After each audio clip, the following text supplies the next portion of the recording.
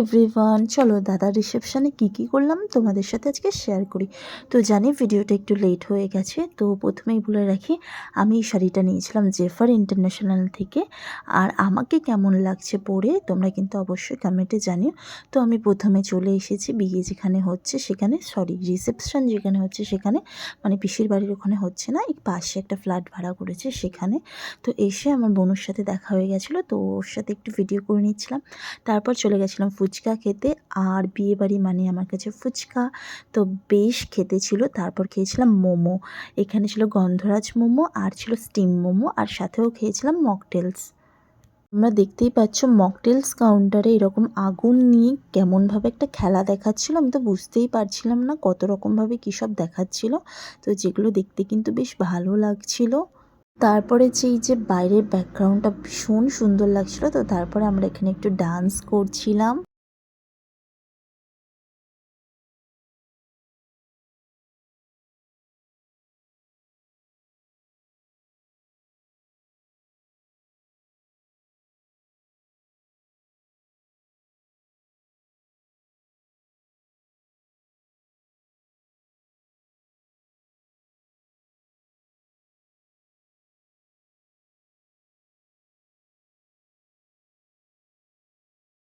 করে ঘেমে যাচ্ছি আর তারপরে গিয়েই মকটেলস খাচ্ছি। প্রায় অনেক কটা মকটেলস খেয়ে নিয়েছি, যেহেতু ডান্স করছিলাম সেই কারণে আরও বিশেষ করে। তারপরে আমি এখানে একটু ভিডিও শ্যুট করছিলাম, যেটা তো আমার কাছে ম্যাগনেটারি।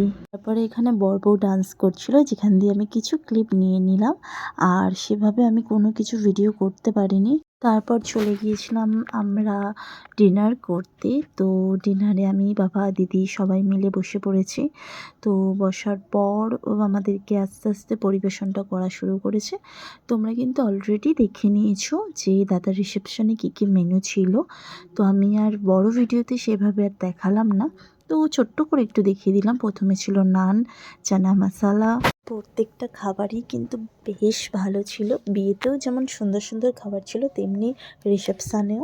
উফ, তারপর চলে এলো চিংড়ি মাছ। চিংড়ি মাছের মালাইকারি তো আমার ভীষণ ফেভারিট। আমি তো জাস্ট চিংড়ির বংশকে ধ্বংস করেছি এই ভিডিওটাতে। তারপর ছিল মাটন, যেটা আমার ভীষণ ফেভারিট। তোমাদের কাদের কাদের ভালো লাগে অবশ্যই কিন্তু কমেন্ট করে জানিও। তারপর খাওয়া দাওয়া করে ভীষণভাবে টায়ার্ড হয়ে গেছিলাম, আইসক্রিম খেয়ে নিয়েছিলাম, আর ভালো লাগছিল না ভিডিওটাকে কন্টিনিউ করতে। তো ভিডিওটা এই পর্যন্তই। যদি কিছু ভালো লেগে থাকে অবশ্যই কিন্তু একটা লাইক করে দিও।